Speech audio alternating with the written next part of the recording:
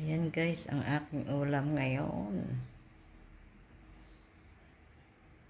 Kain tayo ng adobong pusit ulit. Diba? Kalimutan kong bumili ng sili na haba. Kaya walang sili yan guys. Pero okay lang yan. May luya naman yan guys. Pang alis ng lansa. Lansa. Lansa talaga. So yan lang guys. Thank you so much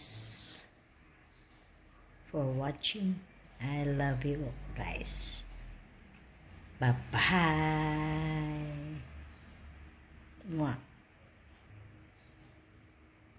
Adobong pusit yan guys. Adobong pusit